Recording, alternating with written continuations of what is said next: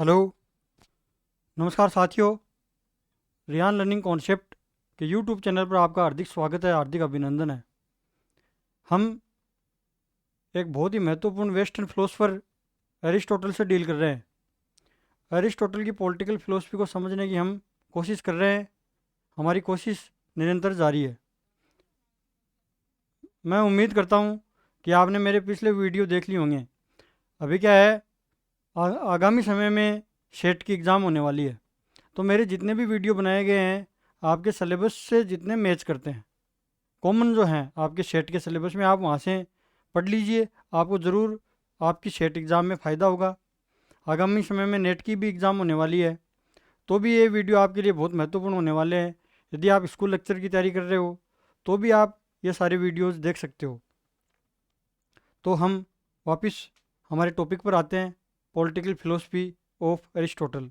पिछले वीडियो में हमने एरिस्टोटल की ओरिजिन ऑफ स्टेट, राज्य की उत्पत्ति को समझा था। इस वीडियो में हम एरिस्टोटल की जो idea of state, idea of citizenship और उनका जो क्लासिफिकेशन ऑफ रेजिम्स है, मतलब शासन प्रणालियों का जो वर्गीकरण है, उसको समझने का प्रयास हम करेंगे। आपको ये इमेज दिखाई दे रही है, पॉलिटिकल फिलोसफी ऑफ एरिस्टोटल। अरस्तु का राजनीतिक दर्शन उनके राज्य और उनकी नागरिकता और उनकी शासन प्रणालियों के वर्गीकरण से संबंधित है। तो इस वीडियो में आपको क्या दिखाई दे रहा है, ध्यान से देखो। आपको ये इमेज दिखाई दे रही है। इस इमेज में ऊपरी ऊपर आपको स्टेट दिखाई दे रहा है, बीच में आपको विलेज दिखाई दे रहा है और नीचे नीचे आपको फैमिली दिखाई दे रही है। विलेज का मतलब ग्राम, फैमिली यहाँ पर परिवार।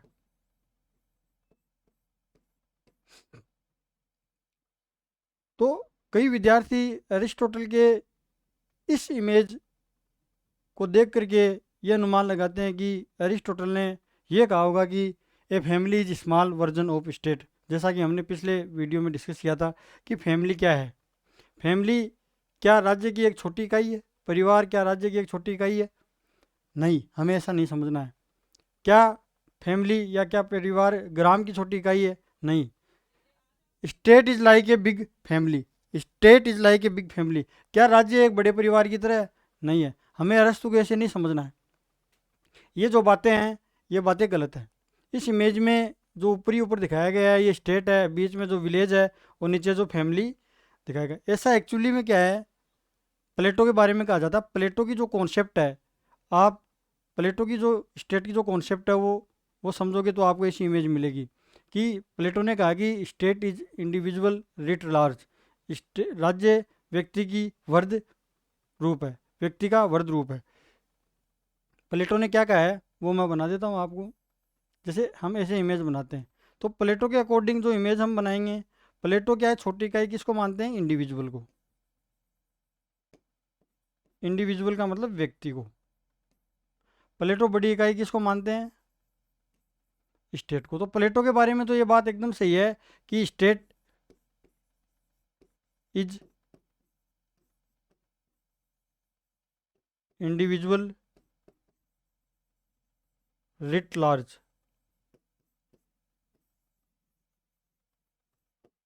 राज्य व्यक्ति की वर्त रूप है। राज्य व्यक्ति का वर्त रूप है, अर्थात राज्य व्यक्ति में जो विशेषताएं पाई जाती हैं वो सारी राज्य में पाई जाती हैं। ऐसा प्लेटो के बारे में हम मानते हैं।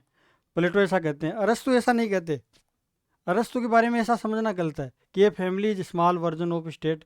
क्या परिवार राज्य का छोटा रूप है? ऐसा नहीं है। तो फिर क्या है, सही क्या है? State is like a big family, ऐसा भी नहीं है। हमें ऐसा नहीं समझना है। बहुत सारे विद्यार्थी ऐसे समझ करके अरस्तु के बारे में कंफ्यूज होते रहते हैं। ऐसा हमें नहीं समझना है। हमें कैसे समझना है? मैंने आपको बताया कि सबसे पहले परिवार बनते हैं, परिवारों से ग्राम बनते हैं, ग्रामों से नगर बनते हैं। तो राज्य परिवार ग्रामों नगरों से मिलकर के बना एक उच्च समुदाय है। राज्य सर्वोच्च समुदाय है जहाँ पर व्यक्ति अपने सदजीवन की प्राप्ति करता है, व्यक्ति को वहाँ पर खुशी मिलती है, व्यक्ति वहाँ पर एक्टिविटी करता है और हैप्पीनेस की प्राप्ति करता है। तो हम कैसे समझेंगे इसको? देखो आप, अरस्तु क्या कहते हैं, एरिस्टोटल कहते हैं कि स्टेट का, विलेज का और फैमिली का, इनका क्या है, इनका पर्पज अलग अलग है, डिफरेंट पर्पज है इनका, इनका उद्देश्य अलग अलग है। क्या है? भिन्न भिन्न उद्देश्य है इनका, भिन्न भिन्न उद्देश्य। परिवार का रूप छोटा होता है, इसमें 2 4 5 10 20 सदस्य होते हैं। परिवार, परिवार क्या है? परिवार अपनी आवश्यकताओं की पूर्ति के लिए पति पत्नी का संयोग होता है, पति पत्नी का संयोग होता है, उसके बाद बच्चे होते हैं, उनके बच्चे होते हैं, फिर आगे परिवार बढ़ते रहते हैं, फिर परिवार मिलकर के किसी कबीले या समुदाय का निर्माण कर लेते हैं, वो एक ग्राम में तब्दील हो जाता है। तो परिवार मिलकर के अपनी विभिन्न आवश्यकताओं की पूर्ति के लिए परिवार मिलकर के किसका निर्माण करते हैं? ग्राम का। और विभिन्न ग्राम मिलकर के राज्य का निर्माण करते हैं। मैंने पिछले वीडियो में आपको बताया कि किस प्रकार फैमिलीज और किस प्रकार विलेजेज संगठित रूप लेकर के स्टेट का निर्माण करते हैं। तो यहाँ पर परिवार और जो ग्राम है, इनका उद्देश्य क्या है? इनका उद्देश्य है अपनी आवश्यकताओं की पूर्ति करना। कुछ आवश्यकताओं की पूर्ति तो परिवार में हो जाती है, कुछ आवश्यकताओं की पूर्ति ग्रामों में हो जाती है, मतलब ग्राम में कुछ ज़्यादा आवश्यकताओं की पूर्ति हो जाती है। और राज्य क्या है? राज्य स्टेट, स्टेट पॉलिटिकल अथॉरिटी और पॉलिटिकल रूल से रिलेटेड है, इस बात को हमें समझना। पिछले वीडियो को हमने यहीं पर एंड किया था कि पॉलिटिकल अथॉरिटी और पॉलिटिकल रूल से क्या मतलब है? राजनीतिक सत्ता, राजनीतिक शासन, राजनीतिक सत्ता की प्रकृति, राजनीतिक सत्ता या राजनीतिक शासन। Nature of authority also different.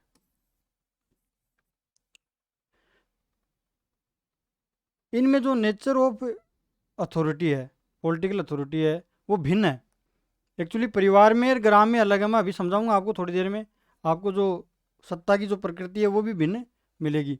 हम नेचर ऑफ अथॉरिटी, अथॉरिटी है, सत्ता की जो प्रकृति है वो राज्य में समझने का प्रयास कर रहे हैं। आप जुड़े रहो मेरे साथ, आपको ये समझ में आ जाए। एक्चुअली पॉलिटिकल अथॉरिटी क्या है, मैं आपको संक्षेप में बता देता हूँ। पॉलिटिकल अथॉरिटी से तात्पर्य है, राजनीतिक सत्ता से तात्पर्य है कि यहाँ पर जो जनता है वो शासित भी होगी और शासन भी करेगी। कहने का मतलब यहाँ पर ये है कि लोग होंगे, व्यक्ति होंगे, वो शासन में भाग भी लेंगे, शासन करेंगे भी और शासित भी होंगे। अर्थात आज जनतंत्र का आधार क्या है, आज लोकतंत्र का आधार क्या है? चुनाव कोई भी व्यक्ति लड़ सकता है, कुछ योग्यताएं उसमें होनी चाहिए, वो चुनाव लड़ सकता है लोकतंत्र में, और वो शासन भी कर सकता है, वो वोट भी दे सकता है। वोट देने के बाद जो प्रतिनिधि चुने जाते हैं वो उन पर शासन करते हैं। इस प्रकार क्या है कि लोकतंत्र का जो सफल संचालन है वो अरस्तु बता रहे हैं उस समय। अरस्तु बहुत ही रेलिवेंट बातें कर रहे हैं। अरस्तु पॉलिटिकल अथॉरिटी और पॉलिटिकल रूल के बारे में बता रहे हैं। तो पॉलिटिकल अथॉरिटी और पॉलिटिकल रूल से तात्पर्य है to be rule and to be ruled, अर्थात रूल होने की भी कैपेसिटी और रूल्ड होने की भी कैपेसिटी होनी चाहिए। इसको समझेंगे हम अभी कि पॉलिटिकल रूल, ये एक्चुअली में क्या है कि जो पॉलिटिकल रूल और पॉलिटिकल अथॉरिटी है, राजनीतिक सत्ता है, राजनीतिक शासन है, ये ओनली और ओनली केवल राज्य में ही ये विशेषता पाई जाती है। व्यक्ति राज्य का हिस्सा बनकर ही शासन कार्यों में भाग ले सकता है, व्यक्ति शासन भी कर सकता है तथा व्यक्ति शासित भी होता है। इसको अंग्रेजी में कहते हैं रेसिप्रोसिटी। अभी हम समझेंगे उसको कि रेसिप्रोसिटी क्या है। तो हमने समझा कि राज्य, ग्राम, परिवार, इनके भिन्न भिन्न उद्देश्य हैं। राज्य का उद्देश्य, राज्य के जो जो पर्पज है वो पॉलिटिकल अथॉरिटी और पॉलिटिकल रूल से जुड़ा है। अब देखिए आप, पॉलिटिकल रूल और पॉलिटिकल अथॉरिटी को आगे समझेंगे। हम इस वीडियो में जो डिस्कस करने वाले हैं अरिस्टोटल की आइडिया ऑफ स्टेट, जिसमें हम आइडिया ऑफ सिटीजनशिप, नागरिकता का सिद्धांत, अरस्तु के अनुसार नागरिकता क्या है, क्लासिफिकेशन ऑफ रेजिम्स, शासन प्रणालियों का वर्गीकरण,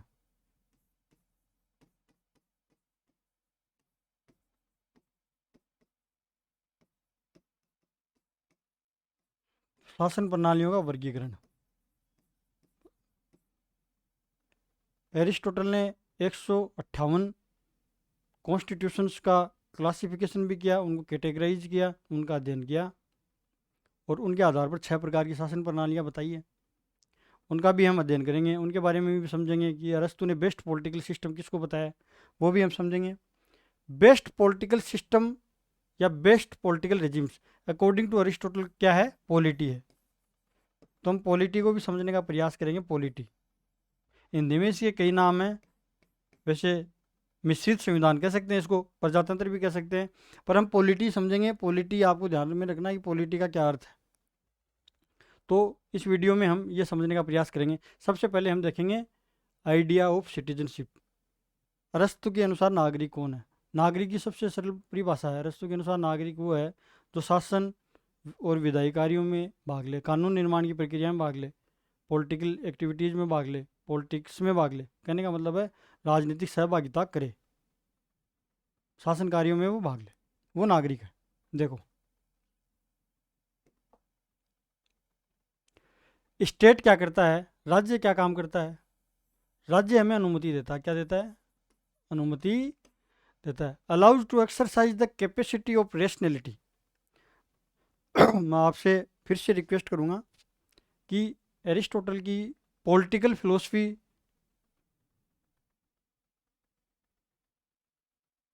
मैं आपसे फिर से रिक्वेस्ट करूंगा एरिस्टोटल की पॉलिटिकल फिलोसफी को समझने के लिए आपको मेरे पिछले जो 2 वीडियो बनाए गए हैं एरिस्टोटल की मोरल फिलोसफी के ऊपर, वो आपको ज़रूर देखने चाहिए, ताकि आपकी एरिस्टोटल के प्रति जो कंसेप्चुअल क्लैरिटी है वो अच्छी तरह विकसित हो सके और आप उसके अरस्तु के राजनीतिक दर्शन को समझ सकें। इंग्लिश मीडियम और हिंदी मीडियम दोनों ही प्रकार के विद्यार्थी हमारे चैनल से जुड़ सकते हैं। उन दोनों को ही इस चैनल से जुड़ने पर बहुत ज़्यादा फ़ायदा मिलने वाला है, बहुत ज़्यादा लाभ होने वाला है। हम कंटिन्यूस धीरे धीरे वीडियोज़ बना रहे हैं, वीडियोज़ की संख्या हमारी बढ़ती जा रही है, तो आप इनको ज़्यादा से ज़्यादा शेयर करें, सब्सक्राइब करें, ताकि मैं और ज़्यादा वीडियोज़ आपके लिए लेकर आऊँ। आपके एग्ज़ाम की दृष्टि से, अगर आप नेट की भी तैयारी कर रहे हैं, या आप सेट की तैयारी कर रहे हैं, आप यूपीएससी ऑप्शनल की तैयारी कर रहे हैं, या आप पॉलिटिकल साइंस में पकड़ मजबूत बनाना चाहते हैं, पॉलिटिकल साइंस आप पढ़ना चाहते हैं, या फर्स्ट ग्रेड की आप तैयारी कर रहे हैं, तो आप हमारे इस चैनल से जुड़ करके बहुत सारी अवधारणाओं के बारे में अपनी समझ विकसित कर सकते हैं, हिंदी में और इंग्लिश में भी। एक्चुअली में पॉलिटिकल साइंस का बहुत सारा हिस्सा इंग्लिश में लिखा गया है, तो हिंदी वर्जन की किताबों में काफ़ी उनके अर्थ लिखे गए हैं, वो बच्चों के समझ में नहीं आते हैं विद्यार्थियों को पढ़ते टाइम, तो उनको हमें इंग्लिश में ही समझना है। फिर आप हिंदी की बुक्स पढ़ोगे तो आपके जो दिमाग में जो समझ है वो विकसित है, वो अच्छी तरह से हो पाएगी। तो ये बातें आप ध्यान से सुने मेरी, जो मैंने आपको बताई है। देखो, आप मनुष्य में एक यूनिक कैपेबिलिटी होती है, उस कैपेबिलिटी और कैपेसिटी का नाम है रेशनैलिटी। क्या नाम है? Rationality. Allows to exercise the capacity of rationality. हमारी रेशनैलिटी हम कहाँ पर एक्सरसाइज कर सकते हैं? राज्य में कर सकते हैं और कहीं भी नहीं कर सकते। राज्य से बाहर रहकर हम हमारी जो रेशनैलिटी है, हमारी जो यूनिक कैपेबिलिटी है, जो हमारी जो एक्टिविटी है, जो हम हाईएस्ट एक्टिविटी करते हैं, वो सिर्फ और सिर्फ स्टेट के भीतर रह करके ही हम कर सकते हैं। कि अरस्तु ने यह कहा कि man is by nature A political animal. Man is by nature A political. अरस्तु के अनुसार मनुष्य एक राजनीतिक प्राणी है। तो इस बात को समझा हमने। सिर्फ कौन देता है हमें अनुमति? सिर्फ और सिर्फ स्टेट देता है। कैसे, किस प्रकार, ये समझो आप। राज्य अनुमति देता है व्यक्ति को राज्य का हिस्सा बनने के लिए, become part of A state, और अपनी रेशनैलिटी का विकास करने के लिए, अपने विवेक का प्रयोग करने के लिए राज्य उसको मौका देता है। हाउ, कैसे? By participating in discussion and deliberation. वाद विवाद और संवादों में भाग लेकर के व्यक्ति अपनी रेशनल फैकल्टी का विकास कर सकता है। रेशनल फैकल्टी का विकास ही कर सकता है व्यक्ति पॉलिटिक्स में भाग लेकर के, पॉलिटिकल एक्टिविटीज़ में भाग लेकर के, व्यक्ति राजनीतिक गतिविधियों में भाग लेकर, व्यक्ति शासन और विधायी कार्यों में भाग लेकर के, व्यक्ति कानून निर्माण की प्रक्रिया में भाग लेकर के, व्यक्ति अपनी रेशनैलिटी का प्रयोग कर सकता है। रेशनैलिटी की जो कैपेसिटी है, उसकी विवेक को उपयोग करने की जो क्षमता, उसकी रीजन और लैंग्वेज को जो उपयोग करने की जो क्षमता, उसका विकास ही व्यक्ति कर सकता है by participating in discussion and deliberation. व्यक्ति राज्य का हिस्सा बनता है तो वो डिस्कशन और डेलिब्रेशंस, वाद विवाद और विभिन्न स्वादों में, विभिन्न विमर्शों में भाग ले सकता है। कि अरस्तु यहाँ पर कितनी महत्वपूर्ण बात बता रहे हैं कि विमर्श कितना महत्वपूर्ण है। लोकतंत्र में विमर्श, वाद विवाद लोकतंत्र के सफल संचालन के लिए कितना जरूरी है, डेमोक्रेसी के लिए। आज वर्तमान में जनतंत्र का आधार ही डेलिब्रेशन और डिस्कशन है। जैसा एबरमास बताते हैं एबरमास एक सेकंड जनरेशन पीढ़ी के क्रिटिकल थिंकर हैं, तो एबरमास को भी हम अलग से स्टडी करेंगे। एबरमास डेलिब्रेशन और डिस्कशन पर भी बहुत ज़्यादा जोर देते हैं। इसमें हम समझेंगे अबाउट राइट। व्यक्ति यहाँ पर राइट और रॉन्ग के बारे में डिसीजन लेगा, सही क्या है, गलत क्या है, जस्ट क्या है और अनजस्ट क्या है, या न्यायोचित क्या है और न्यायोचित नहीं है वो क्या है, अन्यायोचित। कहने का मतलब न्याय क्या है, अन्याय क्या है मतलब सही क्या है, जस्ट का मतलब यही है कि सही उचित क्या है और अनजस्ट का मतलब अनुचित है क्या है। तो व्यक्ति राज्य का हिस्सा बन करके उचित और अनुचित में अंतर कर पाता है। व्यक्ति राज्य का हिस्सा बन करके राज्य हमें, हमारी जो रेशनल कैपेसिटी है, हमारी जो रेशनलिटी है, उसका एक्सरसाइज करने का हमें मौका देता है। तो ये मौका किसके पास होगा? ये मौका होगा नागरिक के पास, एक सिटीजन के पास। नागरिक कौन होगा? नागरिक वो होगा जो राज्य के शासन और विधायी संबंधी कार्यों में भाग ले सके, राजनीतिक गतिविधियों में भाग ले सके। What is citizen? Citizen are those who possess reason and participate in the activity of state are called citizens। ये एक्टिविटी किस प्रकार की? Political activity.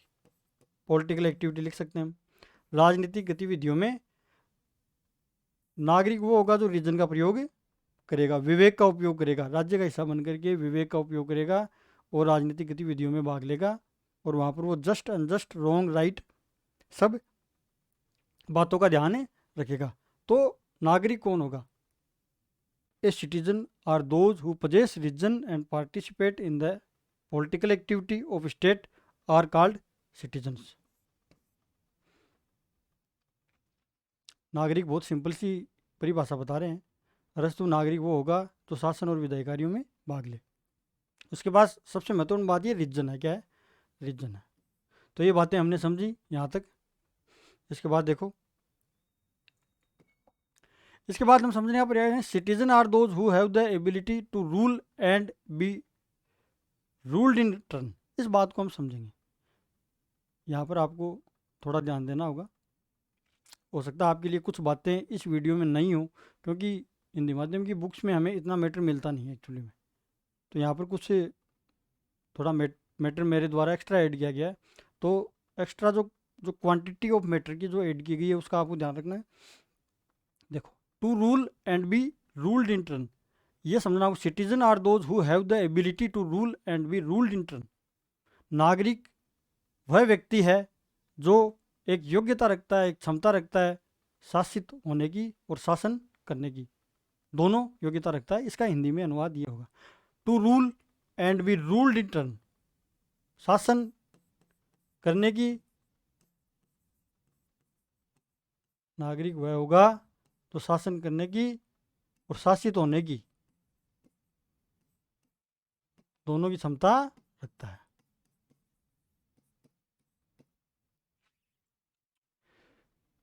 अब हम समझेंगे कि पॉलिटिकल रूल क्या है, पॉलिटिकल अथॉरिटी क्या है, राजनीतिक शासन क्या है। इंग्लिश में समझो आप इसको, political rule. According to Aristotle, what is political rule and what is nature of political authority. राजनीतिक सत्ता की प्रकृति है, उसको हम समझने का प्रयास करेंगे कि वास्तव में क्या है। राजनीतिक शासन में क्या होता है, जो सिटीजन और सिटीजन, नागरिक और नागरिक के बीच, सिटीजन और सिटीजन के बीच जो रिलेशन होगा वो किस पर आधारित होगा? वो इक्वेलिटी, वो समानता पर आधारित होगा। सभी नागरिक क्या होंगे? समान होंगे। इसमें क्या होंगे? समान होंगे। किस पर आधारित होगा? ये समानता पर आधारित होगा। टाइप ऑफ अथॉरिटी और रूल फाउंड इन स्टेट। हमें समझना पॉलिटिकल अथॉरिटी और पॉलिटिकल रूल, अथॉरिटी और rule based on equality and reciprocity. इन दोनों बातों को समझेंगे हम। मैं आपको आसान शब्दों में बता देता हूँ कि नागरिक वह होगा जो शासन करने की भी क्षमता रखता है राज्य में और शासित होने के भी क्षमता रखता हो। कहने का मतलब ये है, यहाँ पर मैं एक सिंपल बता देता हूँ आपको, समझिए, आप ध्यान से समझिए। मान लो ये नागरिक है, यहाँ पर कुछ नागरिक है, ये नागरिक है। तो रेसिप्रोसिटी और इक्वलिटी दोनों की बात। इक्वलिटी का मतलब प्रत्येक नागरिक समान है, कोई भी नागरिक अपना टर्न आने पर शासन जरूर करेगा, अपना टर्न आने पर शासन जरूर करेगा और शासित भी होएगा। सबसे पहले मान लो ये 3 नागरिक है, ये 3 नागरिक क्या कर रहे हैं, रूल कर रहे हैं। क्या कर रहे हैं, रूल कर रहे हैं। तो ये थोड़े दिन शासन करेंगे, उसके बाद इनका टर्न आएगा। क्या आएगा, टर्न। इन 3 का टर्न आएगा, फिर इन 3 का क्या आएगा, टर्न आएगा। और ये शासन कर लिया इन्होंने तो ये शासित भी होंगे। क्या होंगे, शासित भी होंगे। फिर इन 3 का टर्न आएगा शासित होने का।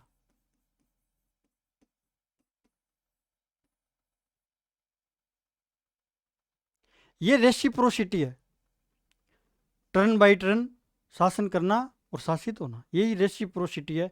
इक्वलिटी से तात्पर्य तो है प्रत्येक नागरिक समान है, वो शासन गतिविधियों में उसको बराबर अधिकार है शासन में भाग लेने का। एक उदाहरण बोल लेता हूँ। मान लीजिए कि 100 व्यक्ति हैं, 100 में से 10 व्यक्तियों ने शासन किया, तो वो 10 व्यक्ति शासन करेंगे। थोड़े दिन बाद क्या है कि उन 10 का टर्न नहीं आएगा, वो 10 शासित होंगे। फिर जो पीछे वाले 10 हैं उनका टर्न आएगा, मतलब प्रत्येक व्यक्ति का बारी बारी से शासन करने का टर्न आएगा। यही पॉलिटिकल रूल है अकॉर्डिंग टू अरिस्टोटल। मतलब कि नागरिक और नागरिक का जो संबंध है वो समानता पर आधारित है, और टर्न बाय टर्न वो शासन करेंगे और टर्न बाय टर्न वो शासित भी होंगे। बहुत सिंपल शब्दों में मैंने आपको बताया। तो पॉलिटिकल रूल को ऐसे भी बता सकता हूँ मैं, ये नागरिक है और ये दूसरा नागरिक है, मान लो। ये टर्न बाय टर्न क्या करेंगे, रूल करेंगे और रूल्ड भी होंगे। क्या होंगे, रूल्ड भी होंगे। ये रेसिप्रोसिटी है, ये क्या है, रेसिप्रोसिटी। तो हमने पॉलिटिकल रूल समझा। ये जो पॉलिटिकल रूल है, ये जो मुख्य विशेषता है किसकी है, स्टेट की मुख्य विशेषता है। किसकी विशेषता, मुख्य विशेषता स्टेट की। तो हमने इस प्रकार पॉलिटिकल रूल समझा। इसके बाद में हम देखते हैं equal participation in ruling. Ruling मतलब शासन, शासन करने में सभी नागरिकों को बराबर अधिकार होगा, बराबर भागीदारी होगी। और शासन करके व्यक्ति अपनी रेशनल फैकल्टी, रेशनल फैकल्टी का मतलब रेशनैलिटी, रेशनैलिटी, रेशनल फैकल्टी का मतलब है रेशनैलिटी। अपने विवेक का विकास व्यक्ति कर सकेगा, अपने विवेक का विकास व्यक्ति कर सकेगा। If one wants to develop one's rational faculty, मतलब एक व्यक्ति राजनीतिक गतिविधियों में भाग लेकर के अपनी रेशनल फैकल्टी का विकास कर सकेगा।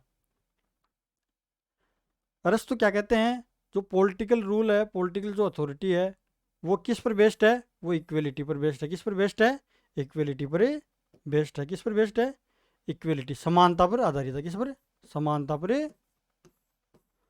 आधारित है। और ओनली और ओनली किसकी खास विशेषता है, पुलिस, किसकी, स्टेट। ये जो पॉलिटिकल रूल है, ये जो पॉलिटिकल अथॉरिटी है, ये किसकी खास विशेषता है, ये सिर्फ और सिर्फ स्टेट की खास विशेषता है। अरस्तु इसी एग्जाम्पल को, इसी जो पॉलिटिकल रूल को समझाने के लिए 2 उदाहरण और लेते हैं। कि अरस्तु कहते हैं कि जो पति पत्नी का जो रिश्ता है, किसका, पति और पति पत्नी, पति पत्नी का जो रिश्ता है,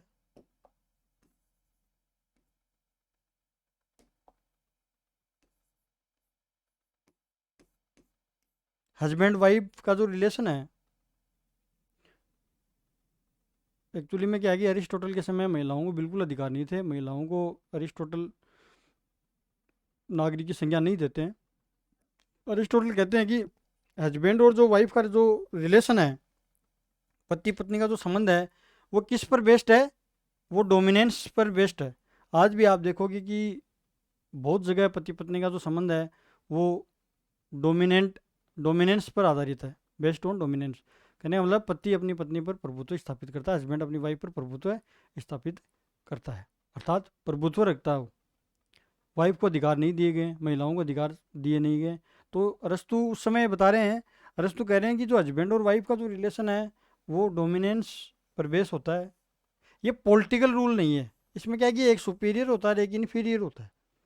इसमें पति तो सुपीरियर होता है, हस्बैंड तो, और वाइफ क्या होती है, इन्फीरियर होती है। तो अरस्तु कह रहे हैं कि ये पॉलिटिकल रूल नहीं है। और जहाँ पर सुपीरियरिटी और इन्फीरियरिटी की बात आती है, उच्चता और निम्नता की जहाँ पर बात आती है, उच्चता और निम्नता की जहाँ पर बात आती है, वहाँ पर क्या है कि रूल पॉलिटिकल नहीं होता, वहाँ पर राजनीतिक शासन या राजनीतिक सत्ता बिल्कुल नहीं होती। इसको समझ। मास्टर और स्लेव, दास और स्वामी और दास।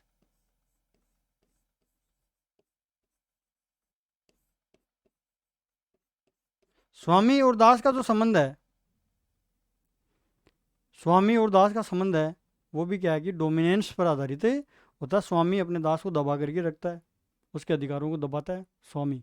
इसलिए ये भी नॉट पॉलिटिकल रूल है, ये भी पॉलिटिकल रूल नहीं है। पॉलिटिकल रूल खास करेक्टर किसका है, खास फीचर किसका है, स्टेट का। स्टेट का राज्य की मुख्य विशेषता है राजनीतिक शासन, राजनीतिक सत्ता। ये इसके आगे देखिए आप, इसमें देखो आप, हु आर नॉट सिटीजन्स। देखो मैं आपको पहले ही बता दूं आपकी जानकारी के लिए, अरस्तु की नागरिकता की जो अवधारणा है, नागरिकता की जो समझ है, वो तब तक कंप्लीट नहीं मानी जाएगी जब तक कि आप ये नहीं पता कर लोगे कि अरस्तु की नज़र में नागरिक कौन नहीं है। अरस्तु की नज़र में, अरस्तु के अनुसार नागरिक कौन नहीं है, अरस्तु किसे नागरिक नहीं मानते हैं, अरस्तु के अनुसार सिटीजन कौन नहीं है। According to Aristotle, who are not citizens. सबसे पहले तो अरस्तु कहते हैं कि बच्चे, कौन, बच्चे, बच्चे क्या है, बच्चे नागरिक नहीं है, बच्चे नागरिक नहीं है। बच्चों में क्या है कि जो रीजन है वो विकसित नहीं होता है, बच्चों में जो विवेक है वो विकसित नहीं होता है। Have reason but undeveloped. Reason तो होता है बच्चों में, लेकिन वो अविकसित होता है। क्या होता है, अविकसित। मतलब नागरिक होने के लिए आप में रीजन होना बहुत ज़रूरी है, और वो रीजन डोमिनेंट भी होना चाहिए। अकॉर्डिंग टू अरिस्टोटल, अगर नागरिक होने के लिए आप में रीजन होना बहुत ज़रूरी है, और वो रीजन डोमिनेंट भी आप में करना चाहिए। तो अरस्तु के अनुसार बच्चे क्या है, बच्चे नागरिक नहीं है। वो रीजन रखते तो हैं, लेकिन वो रीजन क्या है, अनडेवलप्ड होता है, विवेक। इसके बाद देखते हैं कि स्लेव, दास, दास, अरस्तु के अनुसार दास भी नागरिक नहीं है। सेवकों, दासों, बच्चों, महिलाओं को अरस्तु नागरिकता की संज्ञा नहीं देता है। क्यों नहीं है, क्योंकि अरस्तु कहते हैं कि दास के पास क्या नहीं होता, विवेक नहीं होता। क्या नहीं होता, विवेक। Don't have reason. अरस्तु कहते हैं कि जो स्लेव होते हैं उनके पास क्या होता है, विवेक नहीं होता है, वो अपने मास्टर के अधीन होते हैं। किसके अधीन होते हैं, और अरस्तु के अनुसार दास कौन है, जिनका मस्तिष्क स्वयं का नहीं होकर किसका है, स्वामी का है। अर्थात उनका मस्तिष्क उनका होता ही नहीं है, दासों का। तो अरस्तु कहते हैं कि दास होते हैं वो क्या है, उनमें विवेक नहीं होता, वो भी क्या है, नागरिक नहीं है। फिर बात करते हैं अरस्तु महिलाओं की, वुमेन की, महिला। अरस्तु की नज़र में महिला भी क्या है, महिलाएं भी क्या है, नागरिक ही नहीं है। क्यों कहते हैं अरस्तु ऐसा, क्यों कहते हैं कि महिलाएं नागरिक नहीं है, क्या उनमें रीजन नहीं होता, ऐसा नहीं। उनमें रीजन होता है, have reason but lacks authority. इसका मतलब है कि महिलाओं में रीजन तो होता है, लेकिन वो रीजन का प्रयोग ही नहीं कर पाती, क्योंकि उनमें इमोशन होते हैं, जो भावनाएं होती हैं, इमोशन होते हैं, वो डोमिनेंट होती हैं। रीजन उनमें डोमिनेंट नहीं कर पाता है, रीजन ऊपर नहीं आ पाता, मतलब रीजन का प्रयोग वो कर ही नहीं पाती हैं, क्योंकि इसका अभाव होता है। इसमें रीजन का प्रयोग करने का जो लेक्स अथॉरिटी है, इस फ्रेज का यूज करते हैं अरिस्टोटल, लेक्स अथॉरिटी महिलाओं के लिए। वो कहते हैं कि महिलाओं में जो विवेक है वो होता तो है, लेकिन वो उनका प्रयोग नहीं कर पाती है, क्योंकि उनमें इमोशन हावी होते हैं। क्या हावी होते हैं, इमोशन। इसलिए अरिस्टोटल को महिलाओं के बारे में इस प्रकार के विचार होने के कारण अरिस्टोटल को एंटी फेमिनिस्ट भी कहा गया है, और उनकी खूब आलोचना हुई है, बहुत ज़्यादा आलोचना वो ये उनके जो आइडियाज़ हैं विमेंस के ऊपर उनको लेकर के। रीजन्स डज नॉट डोमिनेट, मतलब कि रीजन महिलाओं में डोमिनेट ही नहीं करता है। तो क्या डोमिनेट करता है? इमोशन डोमिनेट करता है। डोमिनेटेड बाई इमोशंस, भावनाएं महिलाओं में क्या है? डोमिनेट करती है। No capacity for self rule, महिलाओं में शासन करने की क्षमता नहीं पाई जाती है, क्योंकि महिलाओं में इमोशंस क्या है? इमोशंस क्या करते हैं? डोमिनेट करते हैं महिलाओं में, रीजन डोमिनेट नहीं करता है।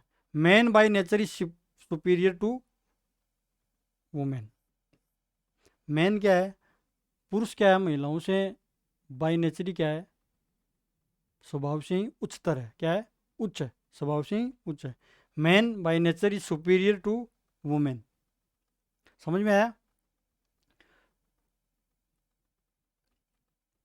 तो महिलाओं को लेकर के अरस्तु की खूब आलोचना हुई है, क्योंकि महिलाओं को उन्होंने अधिकार नहीं दिए, उनको दासों की संज्ञा दी है, मतलब नागरिकता की संज्ञा महिला को अरस्तु ने नहीं दी है। तो इतना हमने समझ लिया इसको, इसके आगे देखते हैं हम। अरस्तु क्या कहते हैं? अरस्तु स्लेव, दास के बारे में क्या बताते हैं? दास कौन है? एक तो जो मैं आपकी जानकारी के लिए बता दूं कि अरस्तु के समय में एक्चुअली में अफ्रीका से दास नहीं आते थे। अरस्तु के समय अफ्रीका से दास नहीं आते थे। दास वही होते थे जो युद्ध में हार जाते थे, और उनके जो बच्चे होते थे वो दास होते थे।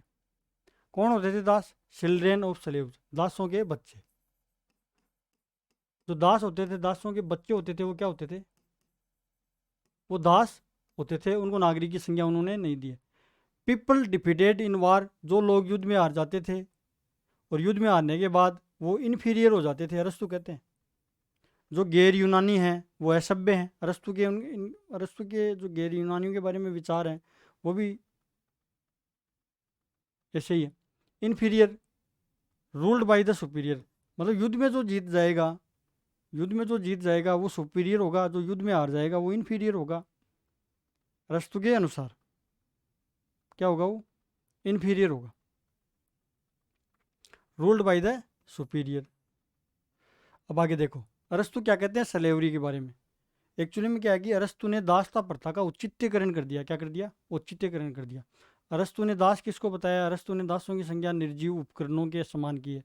अरस्तु कहते हैं कि जो जैसे रसोई में जो बर्तन होते हैं, एक व्यक्ति के खाना बनाते समय जैसे बर्तन काम आते हैं, उसी प्रकार दास होने की वजह से ही जो स्वामी होता है उसको अवकाश मिलता है, अवकाश से वो राजनीतिक कार्यों में भाग ले पाता है। मतलब दास होंगे, दास जो मैनुअल वर्क करेंगे, मैनुअल वर्क करेंगे तो दास तो क्या, स्वामी को अवकाश मिलेगा, समय मिलेगा, तो वो राजनीतिक कार्यों में क्या करेगा? वो भागीदारी करेगा, वो अच्छे से भाग ले पाएगा। और दासता प्रथा का अरस्तु ने क्या औचित्यकरण कर दिया? दासों की संख्या सजीव उपकरणों के समान उन्होंने की है। किसने? अरस्तु ने। तो आप समझिए, यहाँ पर देखिए, ध्यान दीजिए। अरस्तु कहते हैं कि स्लेवरी एक नेचुरल इंस्टीट्यूशन है। दासता या दास प्रथा जो है, दासता है, वो एक प्राकृतिक संस्था की तरह है। वो एक नेचुरल इंस्टीट्यूशन मानते हैं दासों को, सजीव उपकरणों के समान दासों को मानते हैं। और दास होंगे तो जो नागरिक होंगे उनको समय मिल पाएगा शासन करने का, नहीं वो शासन नहीं कर पाएंगे। तो अरस्तु की जो जो दासों के बारे में जो विचार हैं वो बहुत निम्न है, इसलिए उनकी आलोचना भी इनमें की जाती है। देखो, स्लेवरी एक नेचुरल इंस्टीट्यूशन है।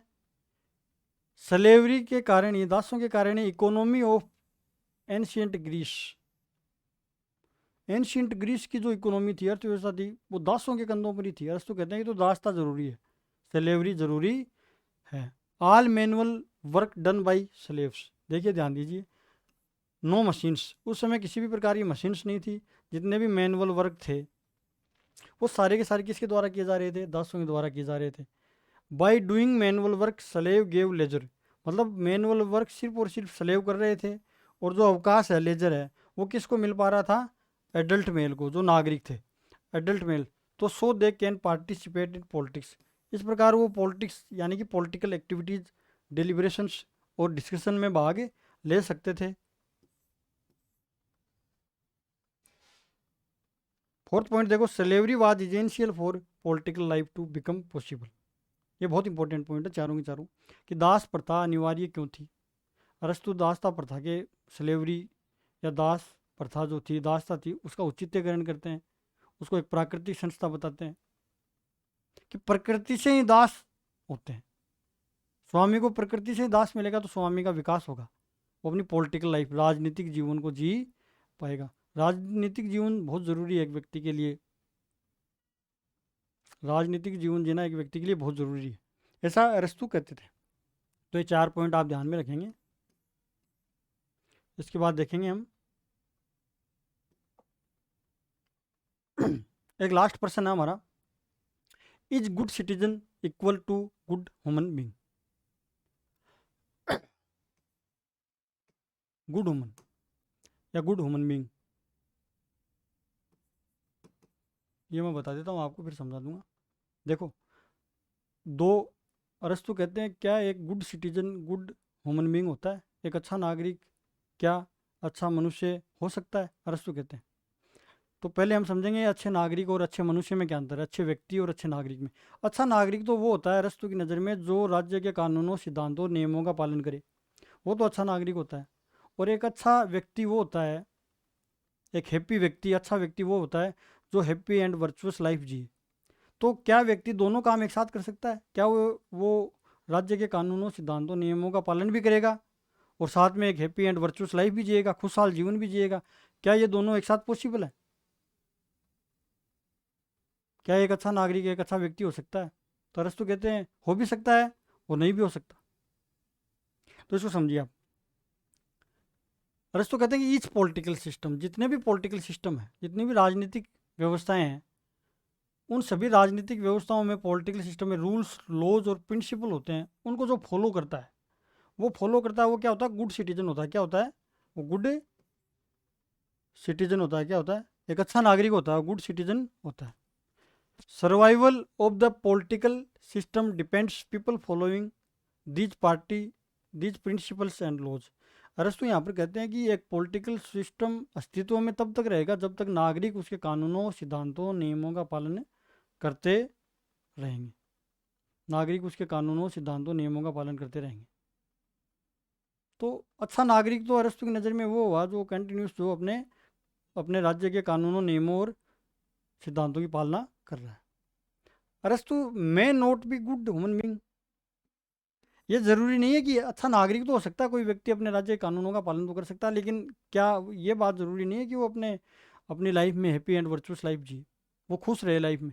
कानूनों का पालन तो कर रहा है, लेकिन हो सकता है वो अपनी प्राइवेट लाइफ में खुश नहीं हो। देखो आगे अरस्तु क्या कहते हैं।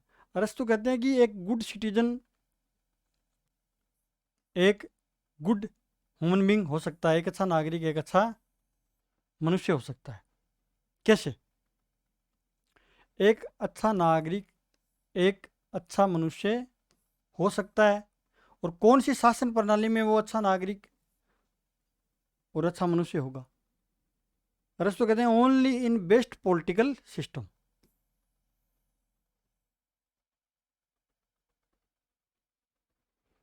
एक व्यक्ति एक साथ गुड सिटीजन भी हो सकता है और गुड ह्यूमन बींग भी हो सकता है, लेकिन वो हो सकता है सिर्फ और सिर्फ ओनली बेस्ट पॉलिटिकल सिस्टम में। एरिस्टोटल के अनुसार वो बेस्ट पॉलिटिकल सिस्टम कौन है? पॉलिटी। अगले वीडियो में हम पॉलिटी की सर्च करेंगे, पॉलिटी को समझने का प्रयास करेंगे कि वास्तव में पॉलिटी क्या है। आप निरंतर मेरे वीडियो से जुड़े रहें। आपको अगर मेरे द्वारा बनाए गए वीडियो समझ में आ रहे हैं, पसंद आ रहे हैं, तो आप लाइक करें, कमेंट करें, सब्सक्राइब करें, ताकि मैं आपके लिए और नए नए वीडियोज़ लेकर आ सकूँ। इस वीडियो को आपने देखा, इसके लिए आपका बहुत बहुत धन्यवाद। Thank you for watching this video. मिलते हैं नेक्स्ट वीडियो में। इस वीडियो में यहीं तक पढ़ेंगे हम। थैंक यू सो मच, धन्यवाद।